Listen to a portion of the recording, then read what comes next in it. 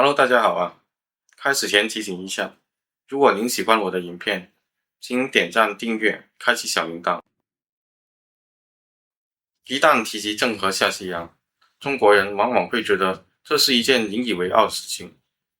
早于欧洲大航海时代开始以前，大明皇帝朱棣就指派太监郑和带领庞大的船队，西次对南太平洋和印度洋地区展开探索。郑和的海上之旅的名单上有一个小国，名为马六甲苏丹国，它位于今天的马来西亚的马六甲中央线扼守着阿拉伯、印度、东南亚航线的咽喉位置。这里以优越的地理位置吸引了暹罗、马尼拉的商人驻扎并从事商业活动，一些华人也在这里落地生根。郑和带领船队来到马六甲苏丹国，苏丹很是兴奋。除了郑和送来的贵重礼物，苏丹更是看上了他的军队以及大明的政治影响力，以摆脱当时暹罗对他的控制。双方一拍即合，苏丹派遣使者跟随郑和到大明去，作为郑和下西洋的成果之一，跟各国使者一道给朱棣拍马屁。朱棣相当册封为藩属国。从大明的角度去理解的话，马六甲名义上成了大明的小弟，只不过所谓的藩属关系不过是一纸承诺。熟悉国际关系的朋友都知道，当小弟有难的时候，大哥未必会帮忙。事实上，大明也好，大清也好，朝鲜以外的国家，中国大地上的中央政权几乎不会对藩属国派兵协防。今天中国貌似看中的琉球王国及其附属岛屿的钓鱼岛，当年被日本灭国的时候，大清也仅仅是严正声明，然后就没有然后。后来马六甲苏丹国的命运也正好印证了这一点。作为面子工程的下西洋活动，在郑和去世以后便终止了。建立朝贡体系的政治任务已经完成，皇帝需要的荣誉感已经得到满足，对财政构成重大压力的下西洋运动也就没有了存在的必要。大明的藩属国马六甲苏丹国接下来要迎接的是来自西方的客人。数十年后，葡萄牙人绕过好望角，经过印度洋，占领印度西海岸的贸易重镇果阿。他们的下一个目标就是马六甲。1509年，葡萄牙人塞格拉率领船队到达了马六甲，提出签订贸易及驻军协议的请求。马六甲苏丹国信奉伊斯兰教，苏丹的下属认为异教徒葡萄牙人肯定不怀好意，说服苏丹消灭他们。新任苏丹打算在夜里偷袭葡萄牙人，塞格拉提前察觉了苗头不对，丢下其中2条船和几十个葡萄牙人慌忙跑路。葡萄牙人当然不会就这样放弃。3年后的1511年，阿方索率领1200人、16条船组成的船队再次从果阿来到马六甲。他们再次向马六甲提出建立军事要塞的请求，苏丹拒绝，他们便向马六甲发起攻击。葡萄牙人仅用了几十天的时间就击溃了马六甲的军事力量，迫使王室成员逃离首都。塞格拉和阿方索都是葡萄牙印度公司的成员，这是一家葡萄牙国王授权的海外拓展机构，做的是殖民贸易的生意，是半军事化的商团。他们的主要运作模式是在当地建立根据地堡垒，勾结跟他们友好的当地的土著，压制反对声音，在殖民地展开资源掠夺和海上贸易活动。至今我们仍可在马来西亚看到他们堡垒的遗址。阿方索在马六甲商人口中了解到了大明的存在，他们想到这很有可能就是马可波罗的书上提到的西丹。他向葡萄牙国王汇报，国王对这个神秘的东方国度很感兴趣，命令他一定要查清楚大明的实际情况。1516年，阿方索派拉斐尔乘着马来亚商队的船来到广州。在广州，拉斐尔买到了一些商品，并做了一份报告书，里面详细描述了广州的状况和前往广州贸易的商业潜力。这份报告书打动了马六甲的一位葡萄牙裔药剂师，他憧憬着有一天能来到这个传说中的国度。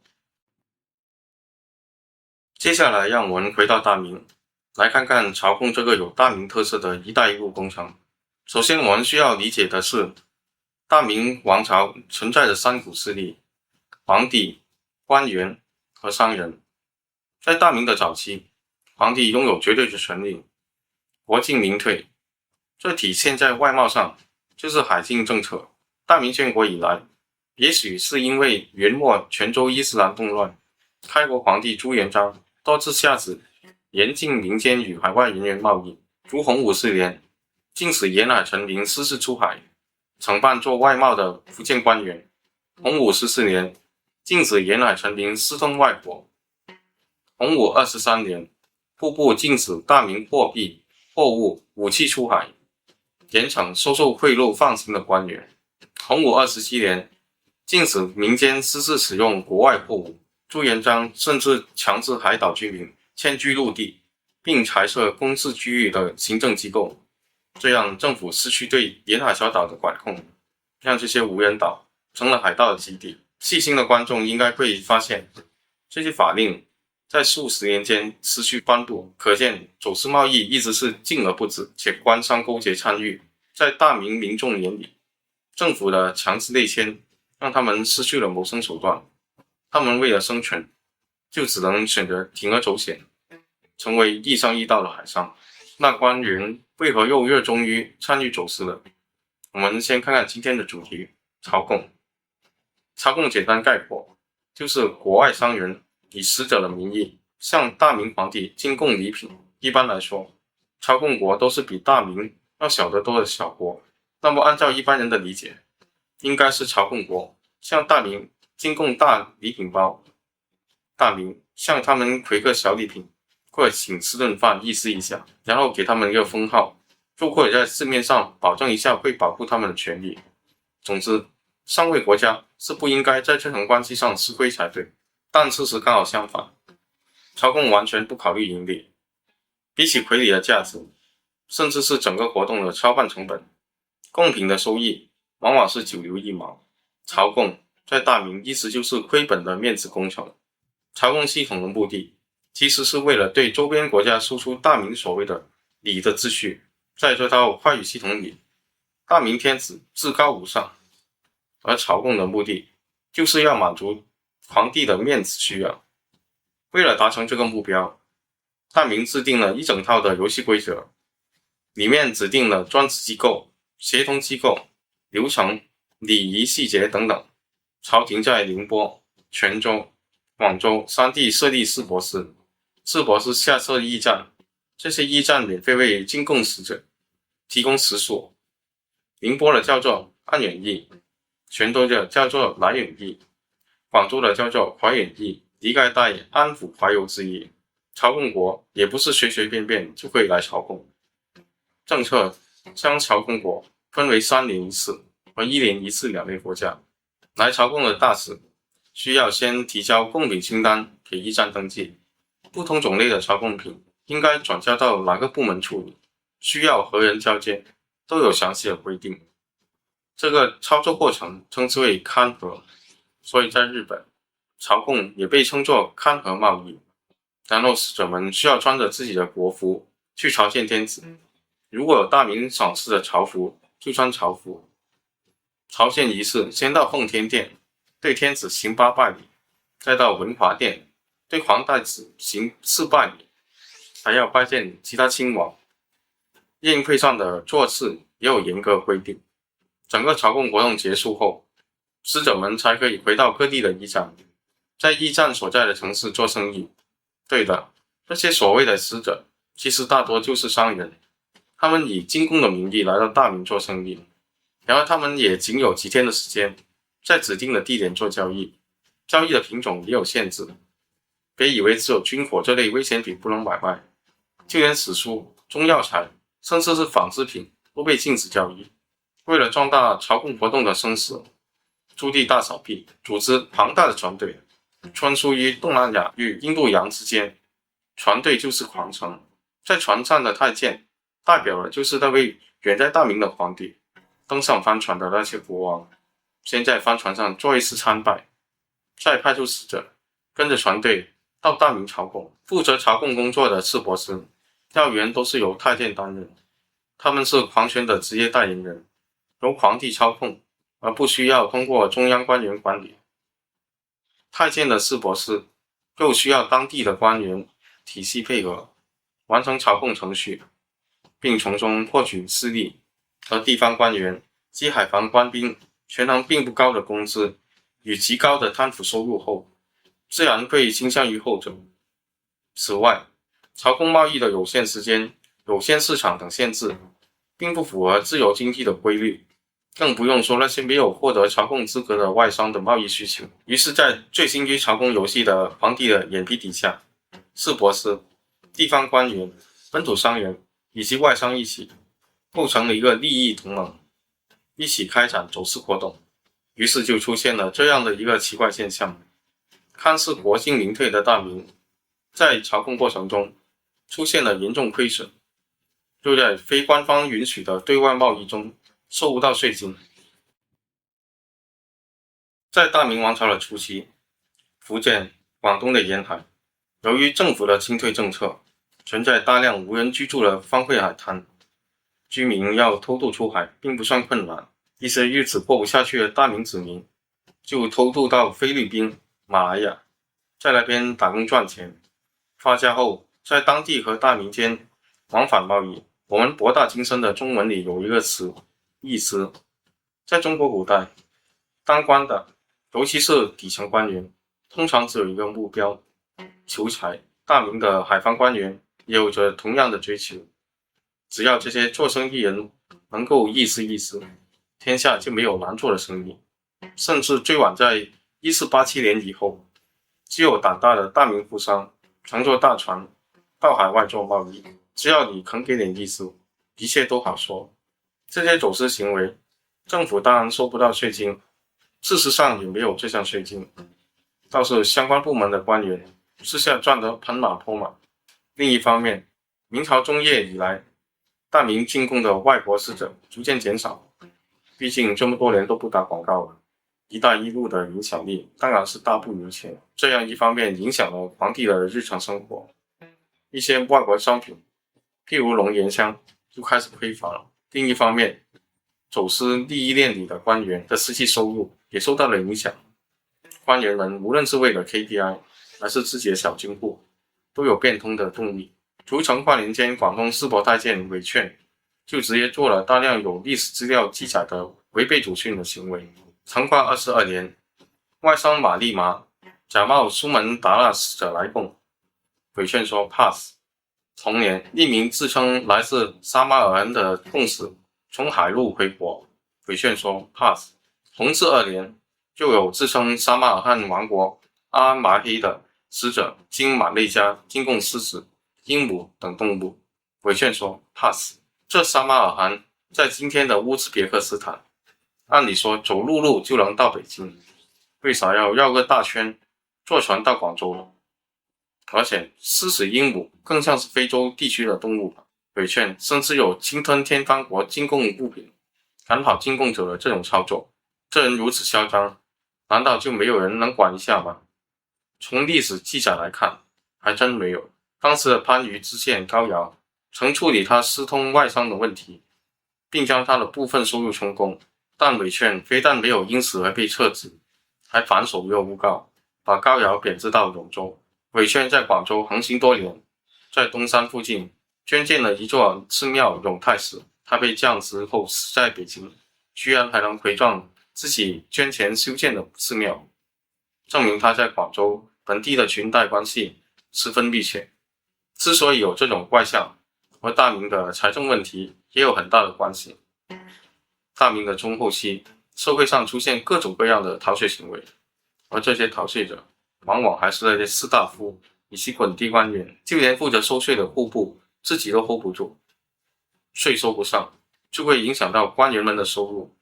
海防军官的俸禄甚至出现拖欠而不发的现象。朝廷眼看户部收不上税，就放开其他部门的收税权利。能收到税金的部门可以按业绩将一部分的钱放进自己的口袋。新政颁布后，广东的提督和司铎太监们都很乐意解决朝廷的燃眉之急。到了正德年间，正德帝干脆为广州开一个广中司令。历史学者大多对正德帝的评价很差，但是如果我们仔细研读历史材料，就会发现他可能是一位思想开明、敢于创新的皇帝。正德帝可以看着宫里的大火依然笑呵呵，也曾尝试最大限度减免他的造反亲戚的惩罚，更是大明第一个学习外语的皇帝。他敢于违背祖制，开创抽层次的海关关税制度。正德4年，正德帝接受官员的建议，允许广州开始对外国船只的货物抽3/10的税款，船舶抽分制度自此决定，也因此广州成为了明朝第一个经济特区，官方允许外商在这里做交易。在这个背景下，我们这个专题的主角13行也在历史记载中正式登上舞台。关于13行名称的由来，有2种说法。第一种说法是，广州从中府有13个州县，对应在广州有13个商行，售卖当地货物，广州人习惯称之为13行。另外一种说法是，闽南地区习惯性的将从事对外贸易的商号称为13行，于福建的粤港、台湾的新北都有名为13行的商品交易区。广州在明清时期有大量的闽商，所以就将13行的称谓带了过去。本人更倾向于第二种说法。明代的13行位置大概应该在南关，大致约在一德路与解放路附近。在13行区域从事对外贸易的商人通常被称作牙商，地位约等于今天的外贸公司。他们给官府议事，获得正式或非正式的旗商许可，与外商展开贸易活动。就这样，一个以中华大地政权为主导，以广州为根据地，官方承认的对外商贸系统，就在历史的因缘际会中形成了。某年，几艘从马六甲开过来的帆船，搭载着一帮葡萄牙人来到大明帝国，他们中的大部分人最终将客死异乡。那这帮葡萄牙人将要经历什么样的磨难呢？现在网上有很多农场文，说葡萄牙国王千挑万选，选中了药剂师释迦和的后代做首位出使中国的特使，但事实上这位特使竟然只是一名临时工。欢迎回到我们的节目。开始前提醒一下，如果您喜欢我的影片，请点赞、订阅、开启小铃铛。1517年，有意前往大明做生意的商人乔瓦利得到葡萄牙国王的授权出使中国，他还获得了一份国王写给大明皇帝的信。这名商人跟随葡萄牙印度公司的费尔兰船队前往大明，不成想在印度洋上，他坐的那条船意外着火，他被活活烧死。费尔兰也想去中国，但比起做国王使者这种吃力不讨好的活，他明显对钱更感兴趣。然而国书也不能随意扔掉，而且以外交使节的身份做生意，肯定是要比较方便。费尔兰想了想，觉得反正这大明也认不出谁是大使，我随便找个人顶替不就可以了吗？船队在马六甲补给期间，费尔兰重新组建了使团队伍。首先，他找到了上期我们提到的药剂师皮雷斯充当大使。皮雷斯是一名虔诚的天主教徒，更是一名大明通，不过是纸上谈兵那种。他从马六甲各国的商人口中了解到了大明和日本的信息，并汇总成了自己的著作，但他自己却未曾到过这些国家。他对前往大明很感兴趣。费尔兰又组建了一个翻译团队，包括一名华人或者阿三，而是名穆斯林信徒。或者阿三原本是江西人，运到马六甲后改了个穆斯林名字。他不懂葡萄牙语，只懂马来语。一切准备妥当，这个临时组建的守卫使团就这样浩浩荡荡地前往大明。在此之前，正德8年，也就是1513年，另一位葡萄牙航海家欧华利已经在屯门附近登陆，并升起了葡萄牙国旗表示占领。这次费尔兰的船队共有8艘船，他们绕过马来半岛，途经越南海域、海南岛、上川岛，到达珠江口的南头。南头位于今天的深圳市，是大明海防的前哨基地。无论有没有获得调控资格，外商们都会集结在这附近做生意。由此可见，今天深圳的地理位置的优越性，可说是得天独厚。上期我们提到，这些都属于非官方正式允许的走私行为。大明的海防官员收受贿赂后，默许他们这样做。葡萄牙人自称来自佛朗基国，这个国家不在朝贡名单内，大明官员依例不给他们放行。船队在南头等了1个月，实在是等不下去，就威胁当地官员。不知为何他们竟然得逞了。船队通过珠江到达广州城，他们在广州的江上放敌炮，这下把广州市民都吓坏了。市民们从来就没有见过朝贡或使者或者商人放礼炮这种行为，还以为这帮人是来打仗的。经过国者阿三的翻译，负责外事的官员感觉自己做不了决定，就紧急向身在外地的上级汇报。因为他的上级3级总政太监林成和总兵武定侯郭勋此时正在梧州那边平定叛乱，他们马上赶回广州，了解这些佛朗机人的违规行为后，却决定不处置外国人，只罚翻译们20大棍。这跟日后大清处置行商的态度有异曲同工之妙。听说使团里有所谓的僧人，也就是天主教徒，他们吩咐释婆寺的工作人员带这帮洋人先去光孝寺学习3天中国礼仪。使团成员在光孝寺第1天练习跪左腿，第2天练习跪右腿，第3天练习磕头。3天的学习班总算是学有所成。比起后来死活不肯跪的英国人，葡萄牙从一开始就表示我也可以爱国。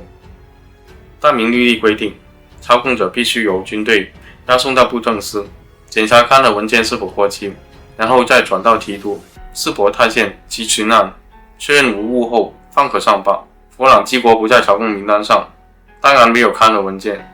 按理说，大明主治应该是直接赶走的，但上期我们提到的正德新政，广州官员对外商的态度是能够收到钱就放行。再叠加朝廷因为缺龙烟香，在1514年颁布新例，有龙烟香的外国商人都可以放行。正是这种相对宽松的政治氛围，给了葡萄牙人机会。总督衙门商讨后认为，这个情况还是需要先上报，看看上面的意见。1518年正月，礼部答复将葡萄牙人带来的进贡品按私下折成银两返还给他们，将葡萄牙人的船只及人员全部遣返。使团并没有因此而放弃，他们兵分2路，费尔南离开广州，沿着海岸线往福建方向探索，并一路到达了琉球。皮雷斯等人则继续留在广州，跟释婆寺的人打交道。估计他们是花费了不少的诚意，终于打动了林成。正好这段时间，正德皇帝正在御驾亲征，平定叛乱，林成就跟他的上司东厂兼锦衣卫大太监江彬打通关系，创造规避朝廷朝贡体系、面见皇帝的机会。1519年12月，葡萄牙使团终于获准面成。他们在1520年1月出发，到5月在南京见到了正德帝。为了这次会面，江彬可是做了很多巧思。正德当时正在为评判御驾亲征，在特殊情况下，在军中接见外国使臣，避开朝贡的门槛和程序，也少了北京朝廷方面严官的压力。然后他们将国者阿三登记为马六甲国使者，用马六甲就马甲，规避佛朗机国不在册的麻烦。个性贪玩的正德见到使团显得十分高兴。使者国者阿三带着葡萄牙人教皇帝外语，下象棋，很受皇帝的宠爱。有太监集团撑腰的国者阿三气焰嚣张，见到礼部官员也不行礼，由此得罪了朝廷官员，这就为他们的结局埋下了伏笔。后来正德安排葡萄牙人先去北京，留下国者阿三跟着他们继续在江南游玩。就在使团北上期间，大明与葡萄牙人的关系却急转直下。费尔南的弟弟西蒙在1519年8月带着一小批船员，乘坐3艘帆船从马六甲航行到大明。他们在屯门岛据点，大明的官员前往交涉，西蒙戏弄对方，开枪将对方的帽子打掉。这帮葡萄牙人除了抢夺附近的村落，还参与人口，尤其是儿童的贩卖，以至于此后的100多年，大明民间一直流传着葡萄牙人吃儿童的传说，甚至有葡萄牙人只有国王有权吃小孩的奇怪细节。使团到达北京后，收到2个坏消息：一是西蒙的行为，二是自称马六甲国末代皇帝的使节前来申冤。这名亡国的使者得到了朝廷官员的支持。到了年底，在江南游玩过程中不慎落水的郑德因病提前回到京城。马六甲使者求见郑德，并提出大明出兵驱逐佛朗机的要求。与太监集团不和的内阁首辅杨廷和趁机控诉活着阿三的马六甲使团，要求驱逐他们。郑德对这个问题选择了冷处理，暂时保住了葡萄牙人。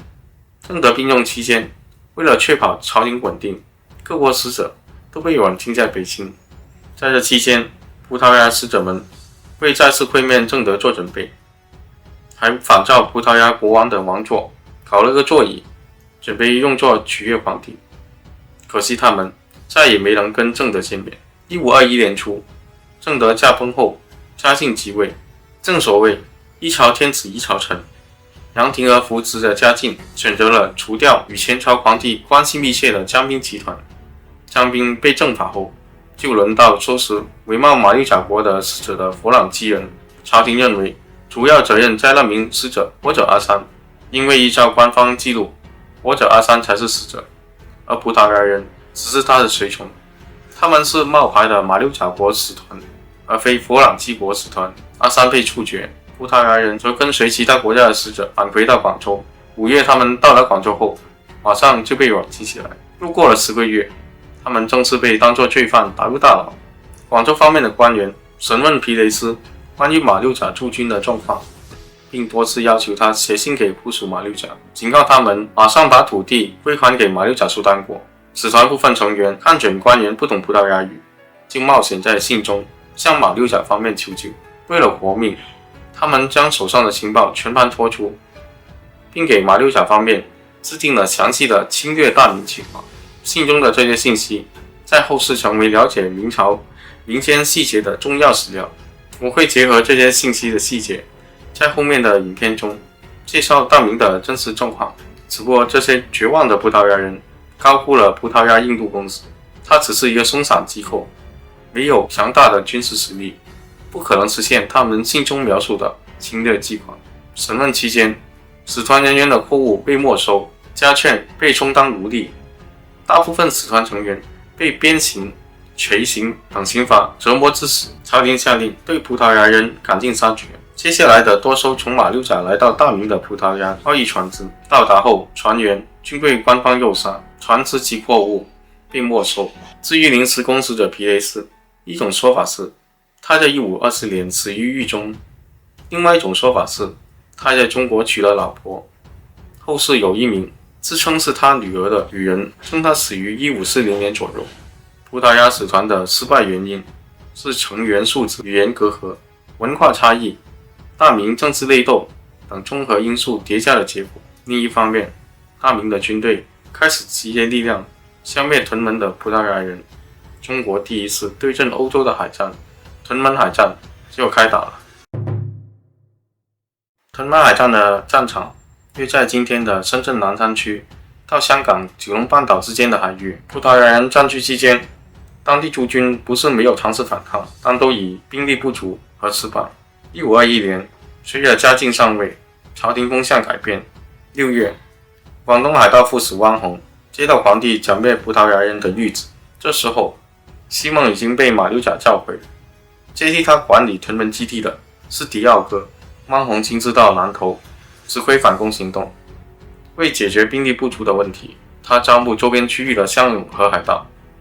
汪洪对他们承诺，从葡萄牙人那边抢来的东西可以自行处置。他听说葡萄牙的船上有一些华人，其中有2名叫杨山、戴明，他们懂得生产制作佛朗机炮。佛朗机炮英文 Swivel Cannon 是一种子母机制的小型炮。在佛朗机炮引入大明以前，按葡萄牙人的说法，大明的火器就跟放焰火是差不多的水平，且由于技术局限，开5发左右就会过热甚至炸膛。当时欧洲人的武器生产工艺也好不了多少，但是他们想到了子母炮结构。佛朗机炮分为母炮和子炮，子炮相当于今天的炮弹与弹壳，子炮膛预先装填火药和子弹，装入母炮点燃发射，每发射1发就更换一次子炮，并重新装填，这样既解决了炮膛因连续使用或要变形的问题，又加快了炮弹的填充速度，1分钟可以激发5到6发。于是他令人装成商人，跑到葡萄牙人的船上卖补给品，找到这2个人，并成功劝服他们。在2人的技术指导下，大明成功研制了国产的佛朗机炮。于是汪洪制定了一个火攻计划。他们找到一些小船，在上面装满了油料和柴草。9月份的一个刮南风的晚上，汪洪以4000人、50艘船的船队攻打葡萄牙人。他们利用风向引导点燃的小船冲向葡萄牙人，葡萄牙船只被火船点燃，明军趁乱向他们发起进攻。至于未点燃的船只，则被熟悉水性的士兵靠近，将船底着穿。此战葡萄牙人损失了13艘船，剩下3艘船趁着夜色躲到附近的海岛，天亮后利用风向改变，才得以逃掉。经过这一战，大明收复了葡萄牙人的据点。与此同时，另外一支舰队正在葡萄牙本国出发，他们的领队是科迪尼奥。这支舰队合共6艘船，300多名船员。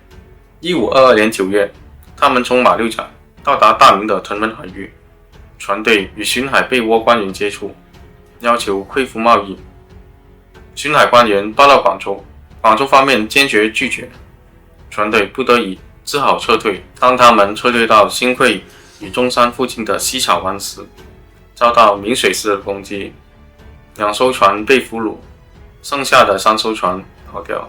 2次战斗后，汪洪因功得以升任广东右布政使，并在多年后一路高升到吏部及兵部尚书。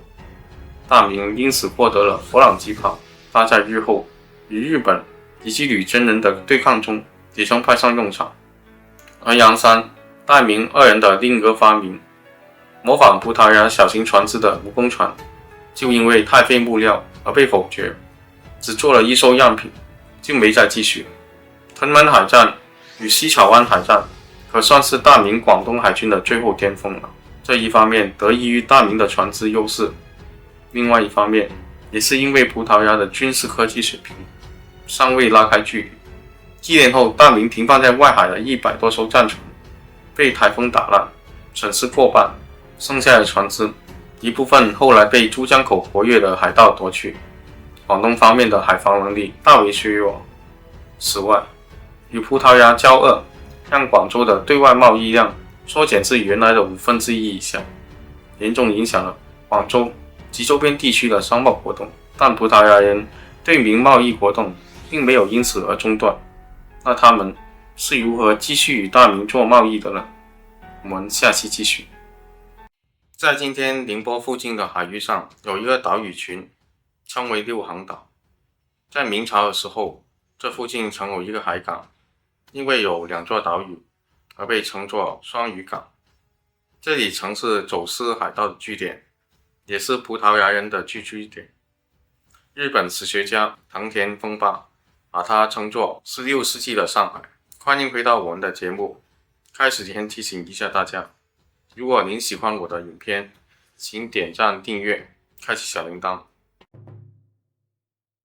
嘉靖2年，几乎与葡萄牙海战同时发生的朝贡之争，让大明终止了对日本的官方勘河贸易。然而与广东的南投一样，双屿承接了非法国际贸易的历史使命。在广东碰壁的葡萄牙人也来到了这里，朝廷的禁令并没有影响到易商易盗的海商们，他们已经开始了国际化。除了与日本、朝鲜、琉球的外商贸易外，不少海商更已经在日本的九州平铺购置了房地产。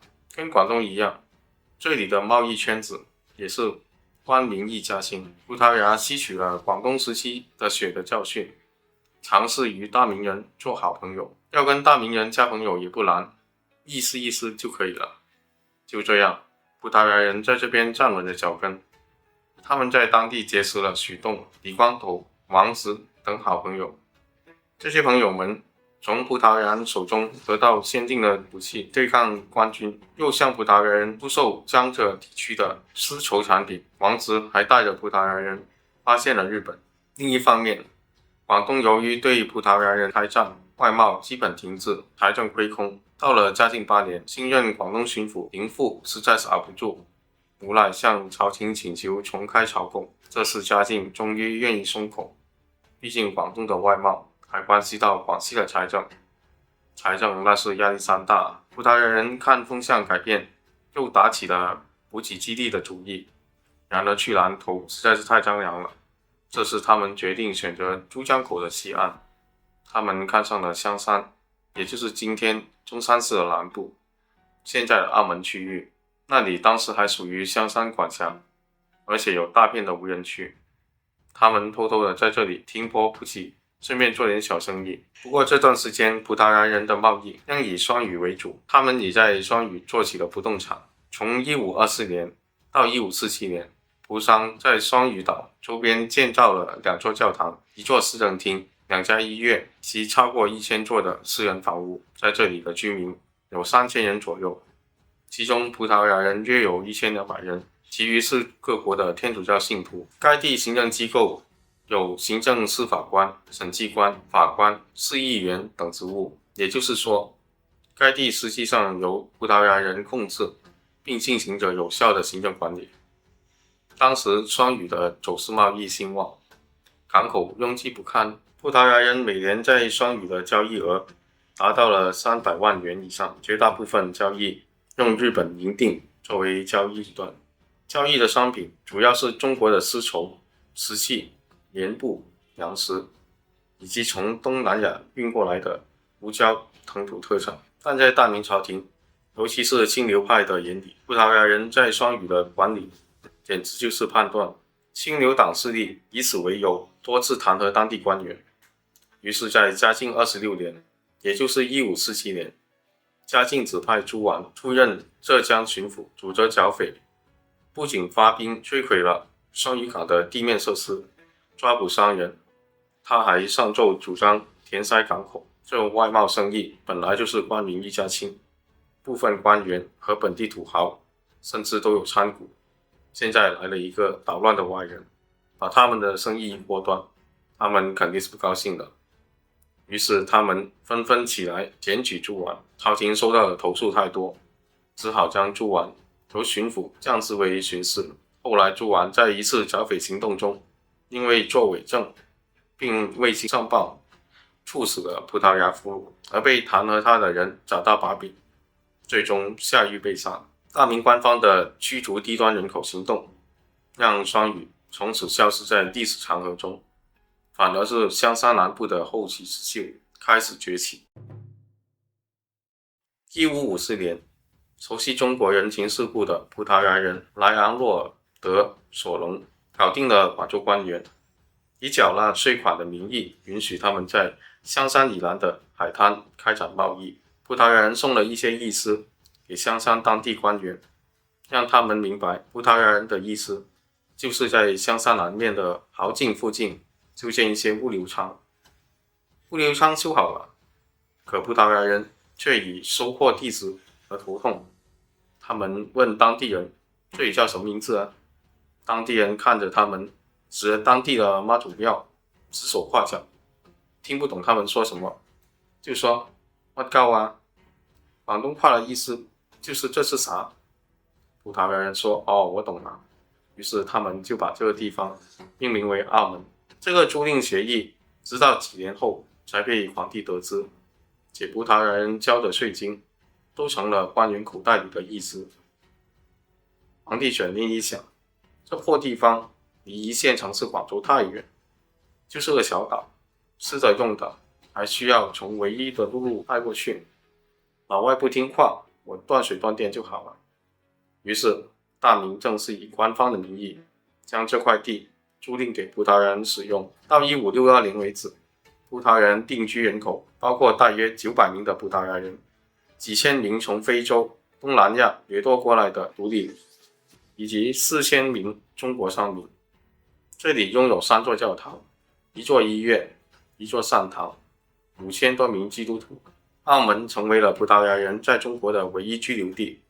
很多人都以为澳门自此以后就成了殖民地，但事实并非如此。1583年，在地葡萄牙人选举成立了澳门议事会。次年，大明册封议事长检察官为都理豪进澳事务西洋理事官，并授予2品官衔。也就是说，在这时候，澳门的最高行政长官从名义上仍是由大明任命，澳门正处于一国两制的状态。大明君主集权制下的澳门实施资本主义民主制度，高度自治。大明在澳门设有提调、备窝、巡缉3个部门，拥有一定的执法权力，相当于今天的驻港解放军。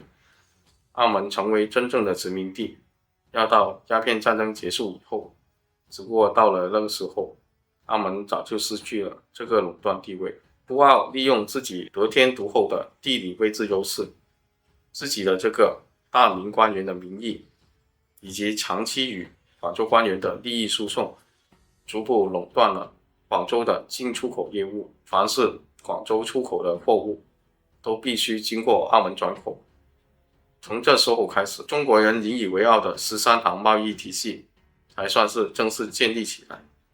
这是一套以大中华政权为主导的贸易体系，中央政府有绝对的话语权，大明外强中干。对外，在日益发达的国际贸易中，需要葡澳这个好朋友承担海防职责，抵御海盗以及后面崛起的大航海时代的列强荷兰和英国。对内，他们又需要葡澳提供武器，镇压国内动荡，而葡萄牙人则依赖这套共生关系，牢牢控制住所谓的澳门、广州交易体系。大明剿灭所谓的倭寇，花费了大量的国库资金，同时大量的走私贸易，让税收在贸易体系外流失。嘉靖年间的保守政策，大大削弱了明帝国的财政收入能力。嘉靖去世后，隆庆上台，张居正开始主政，并放松海禁政策，大明正式开始改革开放，进入全球化贸易的体系之中。而在澳门、广州交易体系以外，又有所谓的营私对流航线，这个就留待下期再聊了。喜欢本片的朋友，请务必点赞、订阅本频道，谢谢大家。来到澳门的葡萄牙商人获得了平稳发展的数十年时光，他们从大明学会了一句中国古语，那便是以和为贵。在大明要发家致富，就一定要爱国。注意，这里说的是爱大明，而不是爱葡萄牙。澳门商人在葡萄牙人的努力建设下，除了成为我们上期提到的澳门、广州交易体系以外，更是营私对流这个一带一路的重要贸易路线的中转点。欢迎回到我们的节目，开始前提醒一下，如果您喜欢我的影片，请点赞、订阅、开启小铃铛。那什么是营私对流呢？我先来介绍一下这时候的葡萄牙人是怎么做的国际贸易。首先，第1年的5到6月份，葡萄牙商人乘坐卡皮丹，也就是船长带领的帆船队，顺着夏季的西南季风从果阿起航。这种大帆船载重量约为600到1600吨，载客数量约为500到600人。船上装载胡椒、苏木、象牙、檀香等印度特产，以及产于美洲，然后经里斯本转过来的白银货币。他们先把船队开往马六甲，把部分货物换成香料、苏木、鲨鱼皮、鹿皮，然后在6到8月份抵达澳门。到达澳门后的近1年时间里，他们会把船上装载的白银和货物换成中国的货物，如生丝、丝绸、黄金、铅、锡、水银、糖、麝香、茯苓、棉纱、棉布。第2年的初夏，他们乘着季风前往日本。起初，葡萄牙人会到平户、蓬莱浦、福田浦等口岸。从1570年开始，长期成为葡萄牙人对日贸易的固定商服。在日本，他们把中国货物以高昂的价格迅速脱手，赚到日本的白银与少量的日本货物，然后他们乘着同年秋天的季风返回澳门。抵达澳门后，他们用日本的白银大量收购中国的生丝、丝绸、瓷器以及其他货物。在第3年的秋天，乘着季风返回国啊。整个流程一圈下来，可以赚到10多万的金币，或者10多万的西班牙银币比索，跑一趟的利润足以让他们回老家结婚了。此外，还有一条从菲律宾到澳门的航线，从1619年到1630年，尽管菲律宾由西班牙殖民，该航线几乎被澳门的葡萄牙人所垄断。葡萄牙人将中国的货物，尤其是丝绸运到马尼拉，赚到占领该地的西班牙人从南美洲运回的墨西哥银币。这项运输的流程利润几乎翻倍。那上面以中国丝绸换取白银的这套交易，就被后世学者称为银丝对流。借着大明的改革开放春风，在澳门赚钱赚爽了的葡萄牙人，也仅仅是快乐了几十年。1581年，荷兰脱离西班牙独立，并于1588年成立共和国。1595年到1597年，荷兰人霍特曼率船队绕过好望角的航行取得成功，让大批荷兰贸易公司短时间内纷纷崛起，介入了印度人的贸易。1600年，范内克率领6艘帆船前往东方，其中有2艘船前往中国，试图模仿葡萄牙人建立一个大明的贸易据点。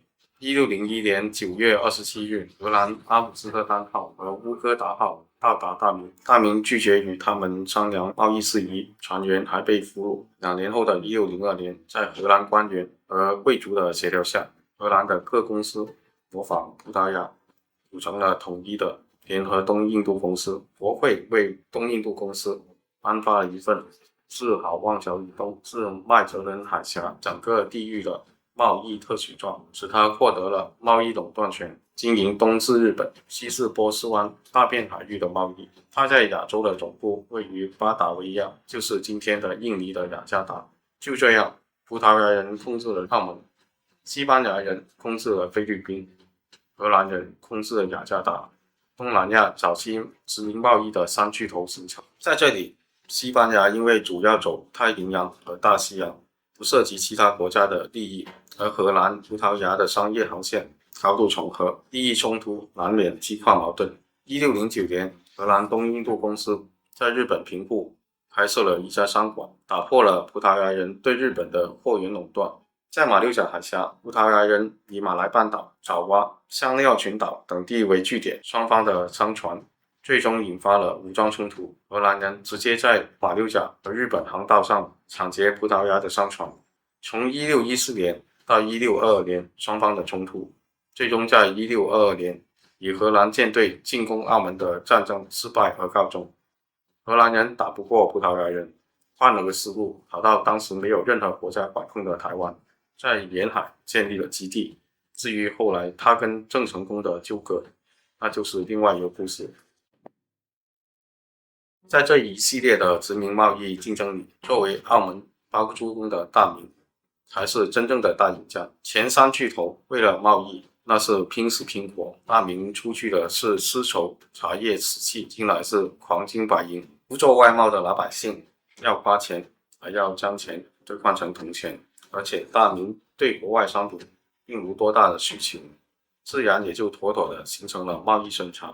多年来，多名中外学者的研究表明，从万历元年到崇祯17年的72年间，各国输出帝国的银元至少超过1亿两。大明的丝绸往日本转送，每年就可以获得135万两白银。此外，还有墨西哥铸造的西班牙比索流入。这时候大明并没有使用单一固定的货币的概念，流通性极好的西班牙银币在大明民间也是可以作为货币进行交易的。之所以有这么多的白银在全世界流动，而依于矿物开采技术的进步和客观的政治原因。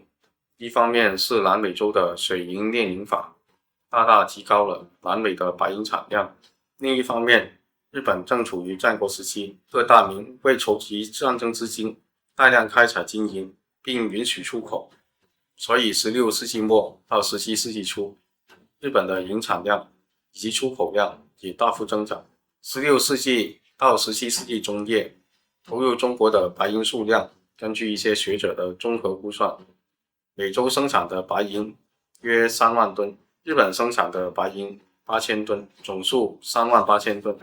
而这里面流入中国的白银7000到1万吨，这笔款项如果换成中国的两，大约是2.24亿两到3.2亿两。在这100多年间，有3亿两白银流入明帝国，约为明帝国国库税银收入的总和。和今天类似，当时明的丝绸棉布由于价廉物美，曾经对菲律宾、南美甚至欧洲的纺织品市场造成严重冲击。1591年左右，菲律宾人因为有便宜的中国棉布，就不再种植棉产品，直接使用中国棉布做衣服，这引起了当地西班牙人总督的不安，要求国王授权他抵制中国棉布。对的，这时候就有商品房经销这个概念。在南美洲，1580年代，中国丝绸就开始威胁到西班牙的产品在美洲的销路。17世纪初，墨西哥人比起棉布更喜欢丝绸，丝绸是中国的产品。1611年，墨西哥总督呼吁禁止中国丝绸进入。到了1637年，墨西哥的丝绸业工厂都以中国丝为原料，墨西哥本土的蚕丝生产几乎全面消失。在秘鲁，因为中国丝绸的价格只有西班牙织品价格的1/3，中国丝绸占据了大部分的商品市场。中国丝绸对南美的统治地位，甚至冲击了西班牙本土的丝绸生产。就像今天美国的底特律的汽车产业成本竞争失败，导致城市没落那样，中国的丝绸制品也一度向西班牙的丝绸产地造成了严重冲击。但同时我们也可以注意到，中国的丝绸产品即使是被商人把价格往上翻了好几倍，依然对西班牙的布料有着成本优势。可见在中国从事蚕丝行业的产业人员被压榨到了何种程度。全球化无论是古代还是今天，除了将产地的廉价商品倾销到全球以外，还是对生产者的严重剥削。在这套体系里，大明人从来就没有话语权，所以这泼天的富贵就真的只是白捡的。在这里面，大明商人对马六甲、马尼拉长期的贸易中都有举足轻重的地位。马六甲的贸易痕迹，我们在之前的节目中已经提到过。对长期的贸易中，除了之前提到的王直，还有后来的李旦，以及他的继承者尼古拉斯一官，中文名就是我们熟悉的郑成功的父亲郑芝龙。在高峰时期，有好几千的大明子民在日本长期附近居住，并与日本通婚，所以郑成功这种明日混血并非个例。郑芝龙时期在日本长期停泊的贸易船只，大部分都是郑芝龙的船。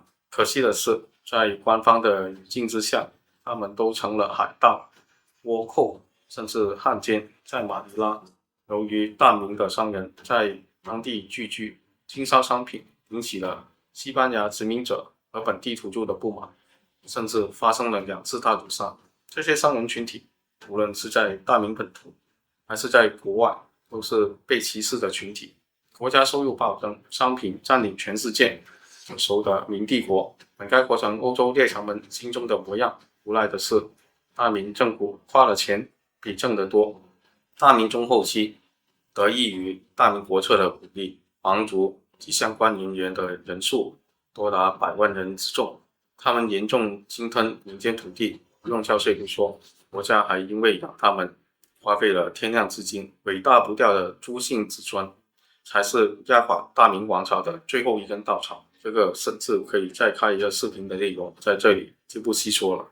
大明并没有到海外开疆拓土的野心，也仅有非创新的科研能力。朝廷的打针更是葬送了这个帝国的未来。大明被动的世界金融中心的地位，在1640年代正式终结。首先是日本德川幕府在1630年代宣布锁国政策，禁止葡萄牙人和西班牙人进行贸易和传教活动。其后于1940年，因为葡萄牙脱离西班牙过程中的纷争，澳门与马尼拉的航线中断1年，葡萄牙还失去了极为重要的马六甲港，大大打击了葡萄牙人在东南亚和远东的贸易。银丝对流贸易路线被严重破坏。作为商品生产和输出国，去全球化的大明外汇收入遭受了沉重的打击，间接导致了4年后陈真上吊煤山的悲剧。下期我们把视角转回到广州，看看脱去影视剧滤镜的中国古代城市会是怎样的一个面貌。喜欢本片的朋友，请务必点赞、订阅本频道，谢谢大家。欢迎回到13行传奇。今天我们通过历史资料和外国人的视角，穿越时空回到明朝的广州，让我们抛开影视作品的浪漫滤镜，来看看这座城市在明末的真实面貌。首先，我们来一起欣赏一张珍贵的版画。这幅作品是由法国人 Pierre Wonder 创作的，出版于1670年后，是现存的罕见的描绘明代广州的画作。画面中的珠江停泊着大量的欧洲商船，江面宽阔。当时外国商船可以直接驶入广州城段的珠江，这与我们过去认为货物只能在黄埔古港卸货后用小船运进城中的印象大不相同。画面中还可以看到南城外三角云集的区域，也就是今天伊德路慈禧教堂附近。这里有长长的仓库用来存放货物，宽敞的街道两旁是热闹的商铺。画面右侧还有一些民居和树木，建筑密度并不算高，如此推测，当时这片区域很有可能是富商的住宅区。珠江上不仅有货船，还有供娱乐的花船以及后勤商贩船，供水手娱乐的船只。左侧岸边还有船舶维修的机构，向观众展示当时广州作为大明外贸中心的繁华景象。按照当年葡萄牙人的说法，大明的广州是帝国最富有的城市之一，因为外贸，这里成为全国的物资中转站，货物堆积如山，关税收入让政府和官员富得流油。城内的手工业非常发达，有铁匠制作锅、钉子、武器，还有绳子、麻布、棉布等商品。部分物资则从珠江沿岸的乡镇或外省运来。这里举2个例子：南海县手工业者在西桥生产的丝绸，会被顺德县的北滘的手工业者购入加工为丝巾。13行的工匠们从景德镇购买白底瓷器，在上面绘画，再制作成精美的广彩。如果提到广州的城市规划，这是一座被高大城墙环绕的城市，城墙有多个由大麻石条和青砖建成的城门，地基是用护城河的泥土堆砌而成。城墙穿越城北的观音山，山上有一座城楼和众多的寺庙。城内街道笔直，用条石铺砌，两旁的房屋比路面高，方便雨水排出。主街道宽敞，从码头到衙门的路上可以容纳10到15人骑马并行。两旁商铺林立，但因为人口众多，其他的街道也显得异常拥挤。珠江上还有大量的担寨人，他们住在船上，以摆渡、养鸭、卖蛋为生。城外则是广阔的农田，但地少人多，百姓为食物奔波，生活艰难。然而，繁华的背后却隐藏着无尽的阴暗。广州府的官员贪腐严重，据估计，各级部门的官员、文书、仆人等超过7000人，行政开销极高。因为大明规定，本省人不得担当本省官员，这些外省来的官员对百姓的生活毫不关心，只顾贪污受贿。大明的刑罚极其残酷，监狱中常年关押着约4000名囚犯，每天进多出少，许多人死于非命。最重的刑罚是凌迟，犯人被切成3000片以上，甚至内脏被刽子手吃掉或卖掉。其次是斩首、分尸，甚至还有闷死的刑罚。轻一点的则是被流放或者体罚，譬如挑筋、挖膝盖、断手削足。军队方面，士兵的主要武器是短铁剑、竹柄长矛和火棍。火器在葡萄牙人来之前，杀伤力都是很低的，平民不得持有武器，违者处死。被武力压制的百姓面临沉重的赋税，农民每年要缴纳地租，缴不起就得卖儿卖女，甚至沦为山贼海贼。但尽管生活艰难，大明百姓却展现出惊人的勤劳与智慧。他们非常节俭，善于将资源利用到极致，骨头做成骨雕，烂布做成纸，连城里的粪便都有人收购，用来做肥料。残疾人也有自己的谋生方式，盲人可以拉石磨磨粉，女性则可能从事性工作。不过，残疾人有时候也会得到照顾，政府和富商会集资兴办慈善院，部分残疾人能在里面过上自给自足的生活。好吧，本期对广州的简单介绍就先到这里，不知道大家对这样的生活环境作何评价？尤其是那些永乐大典的粉丝们，毕竟辉煌与残酷并存才是历史最真实的模样。如果您喜欢本期视频，别忘了按赞、订阅并开启小铃铛。我们下期见。欢迎回到13郎传奇。在今天的简体中文互联网中，有一派西方唯史论的爱好者，他们的主要观点有两个。第一是西方的历史都是假的，所有古迹如埃及金字塔之类的，都是1800年以后由西方人伪造出来的。第二是所有的西方科技都源于明朝的永乐大典，是永乐大典将科技知识传播到西方，让西方有机会完成工业革命，而东方由于战乱导致永乐大典丢失，所以东方在明朝以后落后于西方。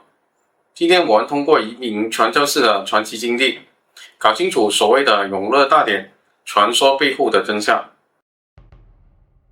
1582年，一名传教士搭乘从果阿来的商船，经上川岛前往澳门。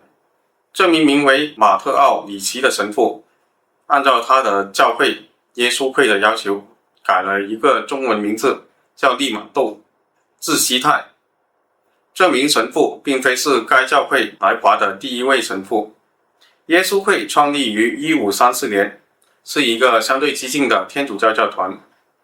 他们一方面立志要捍卫信仰，到世界各地传教，另一方面又可以为了传教牺牲一些基本原则，例如用本地的宗教理论去解释天主教。在利玛窦来到澳门以前，来自欧洲的沙勿略、范里安、罗明坚等人已经为他们的传教事业铺好了道路。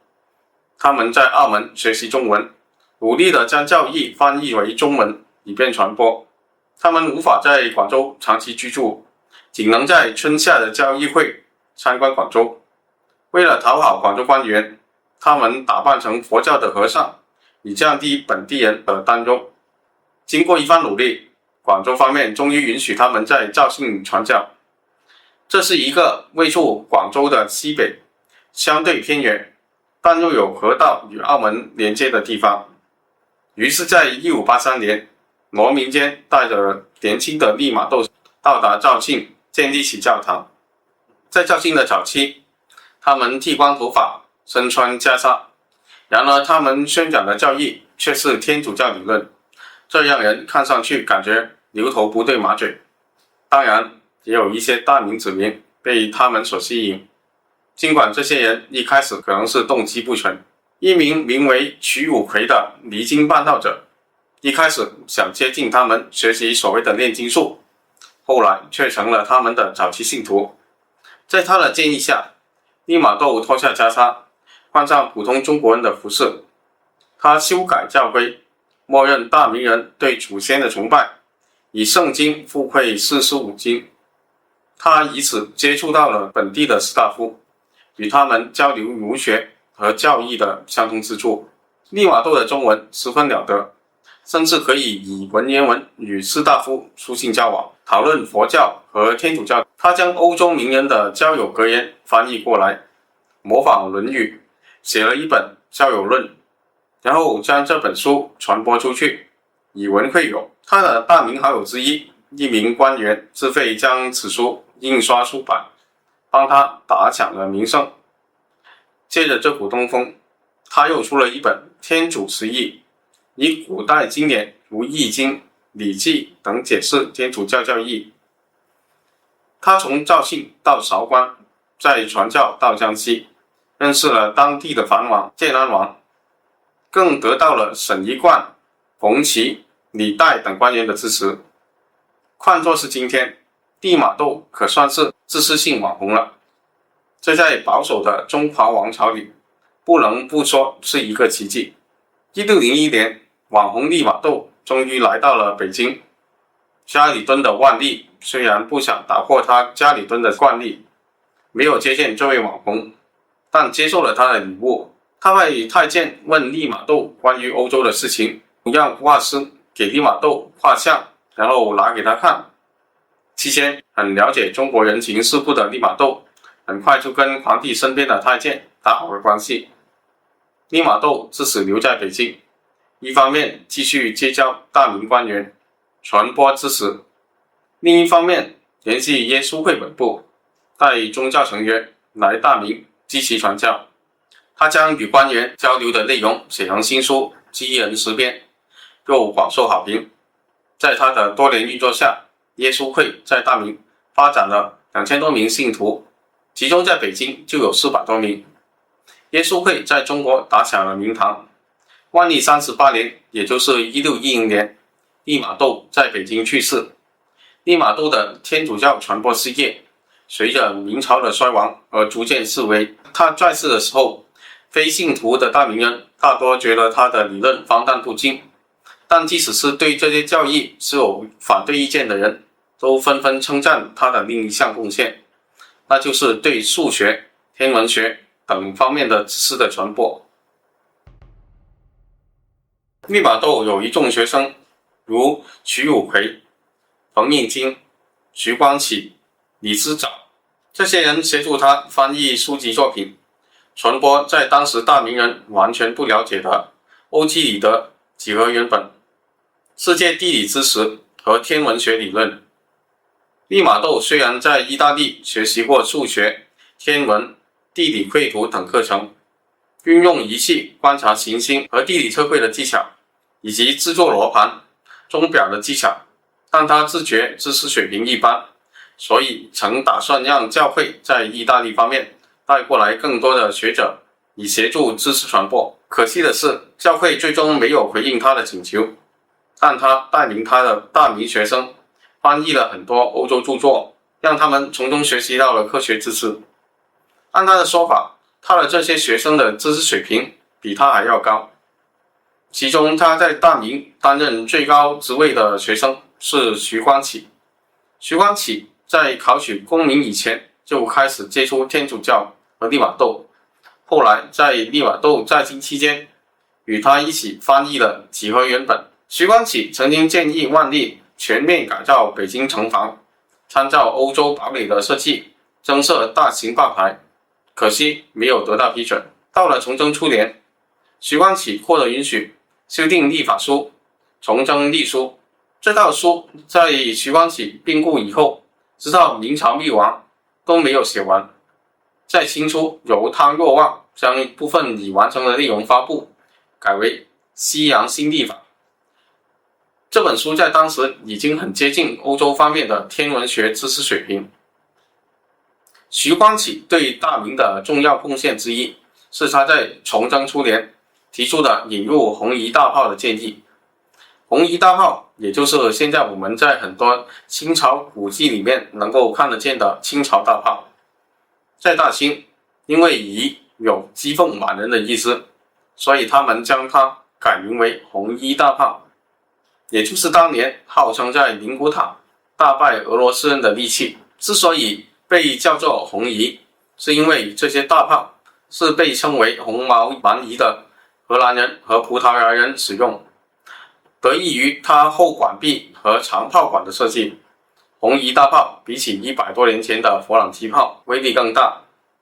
天启元年，大明仿制西班牙人制作的火炮，因为技术不过关，多次发生炸膛等问题。徐光启、李之藻向皇帝申请，开始从澳门的葡萄牙人手中购买红衣大炮，并聘请葡萄牙人教会他们使用的方法。利用红衣大炮，大明多次击退女真人的进攻。那从这里我们可以看出，在天主教传入中国以前，作为现代科学基础的现代几何学是完全不存在的，沿用到清朝的天文历法也是没有的。红衣大炮是荷兰的。如果上次的永乐大典真有西方唯史论者描述的内容深度，那么里面为何没有内生的可以支持大明科技发展的内容呢？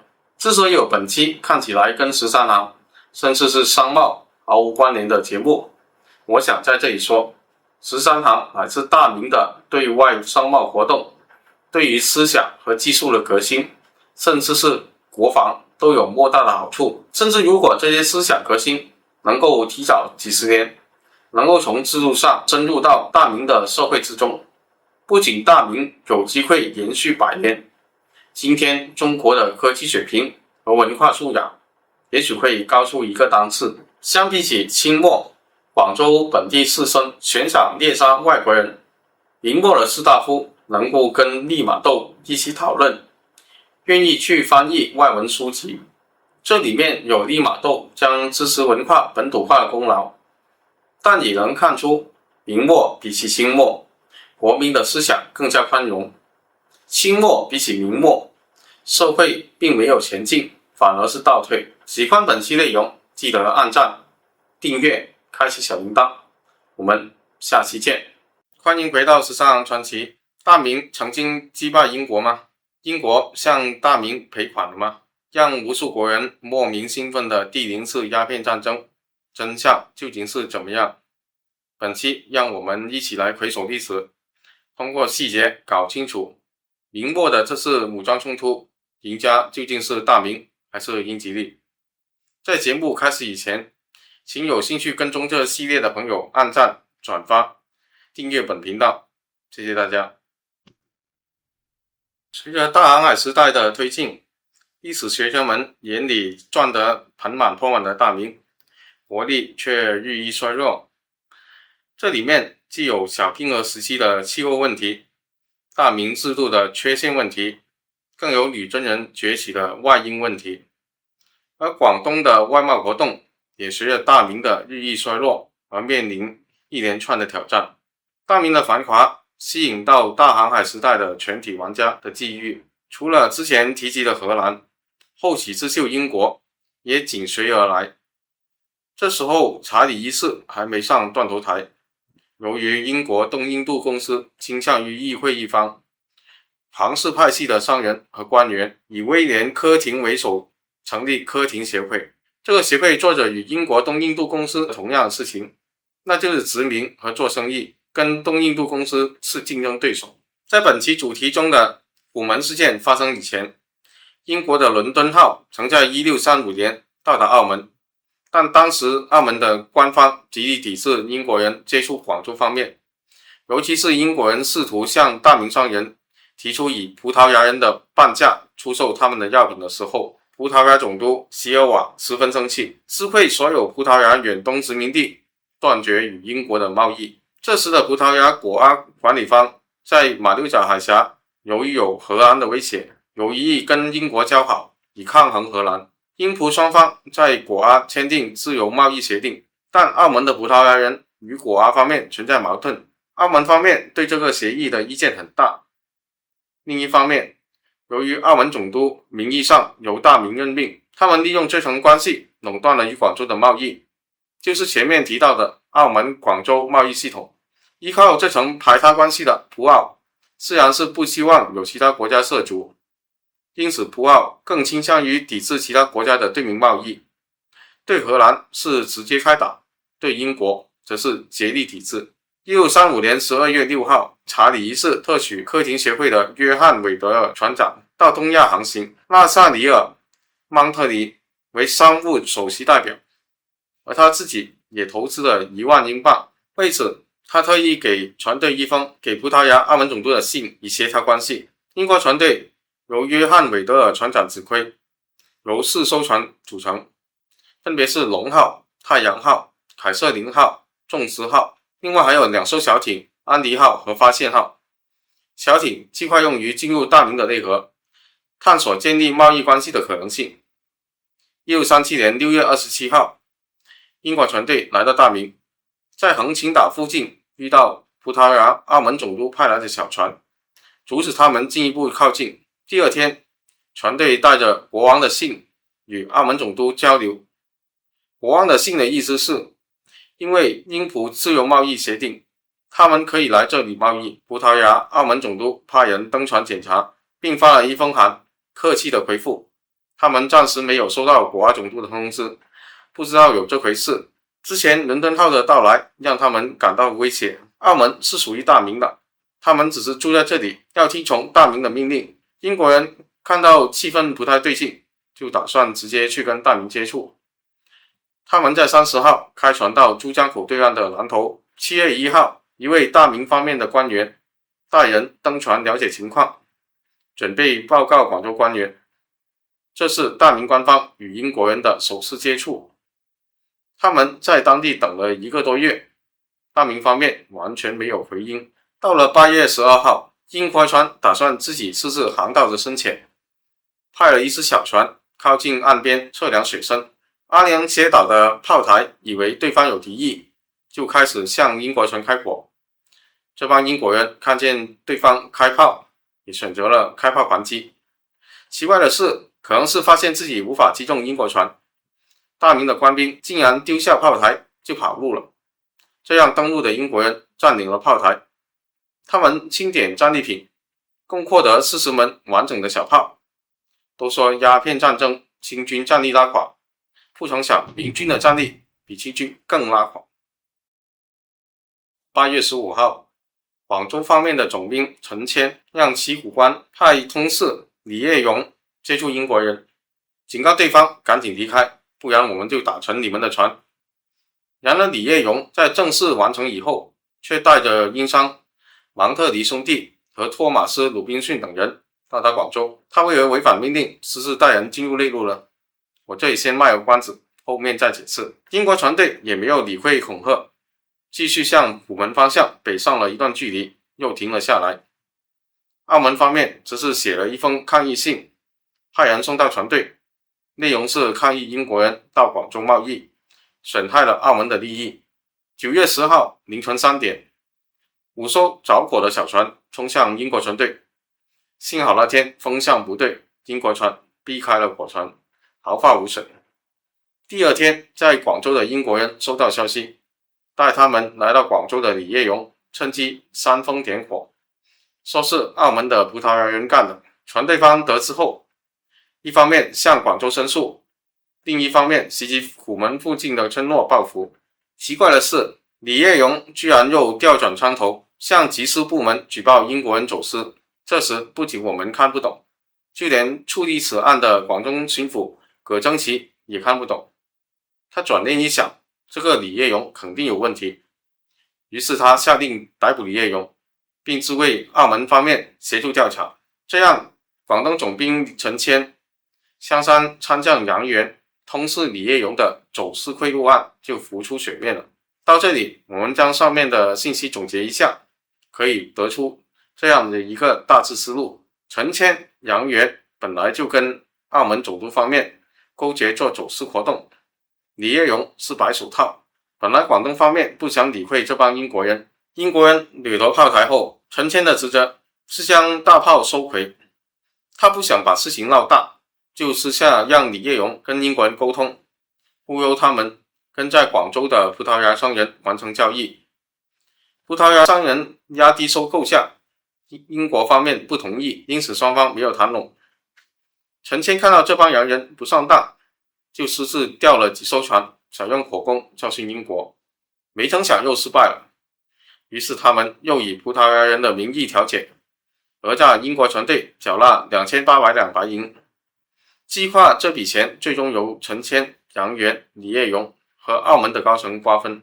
葛增旗明知澳门方面在这件事情上是共犯，但因为广东需要继续利用澳门，继续抵御不明来历的外国人，于是他选择只处理自己人，对澳门方面仅是做一个简单的警告。这时英国船在伶仃洋上向广州方面发信，自称被火攻烧怕了，不敢再来广州贸易，但因为自己还有人在广州，就请求将商人和货物放回，他们就会马上离开。于是葛增旗下令给英国商人进入广州，清点剩余货物和钱财。12月12号，英国船来到广州，归还之前缴获的火炮，并带回商人和货物。12月27号，他们全部登船。1月10号，他们离开大明。韦德尔回国后，向国王汇报事情的经过，并建议国王应该夺取海南岛作为殖民地。不过自此以后，因为时局动荡，直到大明政权灭亡，双方不再有冲突记录。英国方面，克伦威尔上台以后，将亲王室的客厅协会强行合并到东印度公司。实际上，这次冲突根本算不上战争。大航海时代，不管是郑芝龙还是英国人，上船武装重武器是十分正常的事情。从明军与一支只有6艘商船的船队交手的结果看，大明末年的海防管理是全线崩塌。最后顺带一说，葛增旗称澳门的葡萄牙人为澳裔，称英国人为毛裔，认为还是要以澳裔治毛裔，而毛裔其实是荷兰人的称呼。英国人似乎自始至终都没有机会解释自己是英国人，广州方面也不关心他们是不是英国人，所以最终大明以及之后接手他们的大清都以为这帮老外是荷兰人的船队。直到鸦片战争，道光帝还是会问英国在哪里，所以这场战争的最终赢家，我个人认为就是荷兰。本期就先到这里，我们下期见。欢迎回到13案传奇。在与英国人的冲突的10多年后，广州城迎来了它的灭顶之灾。这次前13行时代将要在这里结束，不仅是商业上的彻底洗牌，广州居民将要面临的更是生与死的告别。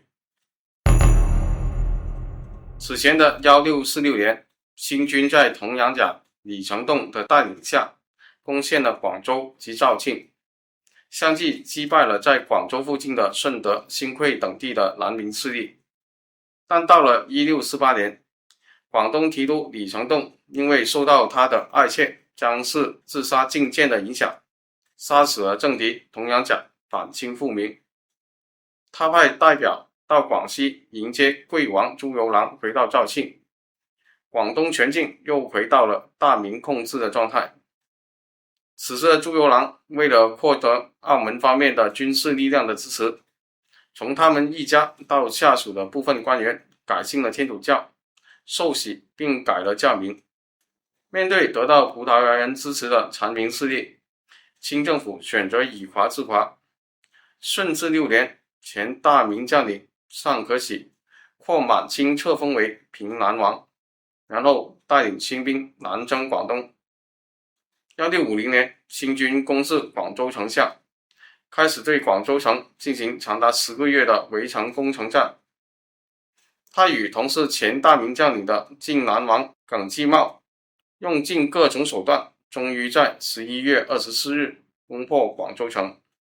随后对据城死守的残余部队和广州居民进行屠杀，史称庚寅之节。这些挂名鞑靼实为汉人的汉八旗子弟，开始了针对汉人不分男女老幼、不分军民的大屠杀。他们见人就杀，见东西就抢，妇女、儿童和老人哭声震天。有些富人拿出自己的钱买回了自己的性命，但大多数人就没有那么幸运了。当时广州城内有6条内河，连通珠江，合起来名为六脉渠。有传闻说城中有6、7千人躲进这些内河，刚好天降大雨，这些人绝大多数都被淹死。有7个人躲到关帝庙的神像的肚子里才躲过一劫。不仅是城内，就是城外也发生了大规模的屠杀。当时13行附近的十八股，它的名字的由来有一个传说，据说尚可喜计划从西门开始连杀18步，一步路就等于10里路。他的手下有一名幕僚，名为王相传，他吩咐手下以商铺的铺代替铺路的铺，他手下赶制17块木板，写着第1铺、第2铺，一直写到18铺。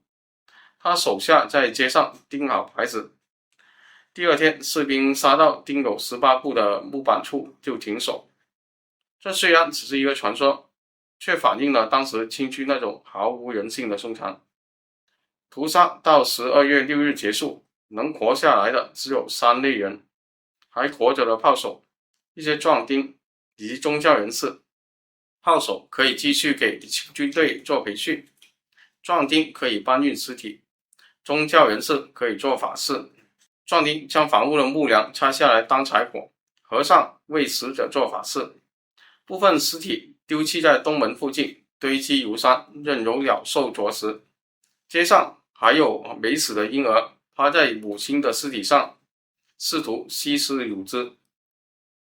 后来有一名曾被皇帝授予紫衣的和尚，人们称他为紫衣僧。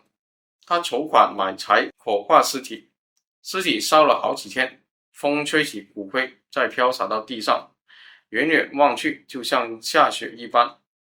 这座集体焚化尸体和埋葬尸体的小山堆就被后人称之为贡冢。这次屠杀的震撼性，连屠夫自己都无法接受。屠杀事件的主犯尚可喜，从此以后晚上噩梦连连。后来他在荷兰海棠寺主持的开导下，决定捐建寺庙以洗清罪孽。他的手下投其所好，纷纷捐款。海棠寺与现今北京路附近的大佛寺就在这个时候得到发展壮大，尤其是海棠寺规模扩大了好几倍。某些宗教场所的兴旺，往往是人意识到自己的罪孽，试图以金钱赎罪的结果。尚可喜的士兵占据了城内的东南区域，在这里生息繁衍。这些人的后代后来融入广州，成了广州人。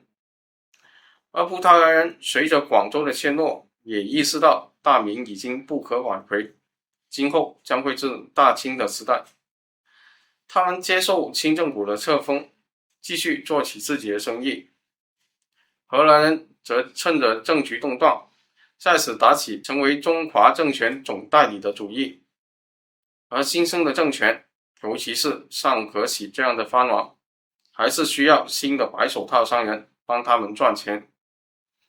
大清的13行将会迎来真正的高光时刻。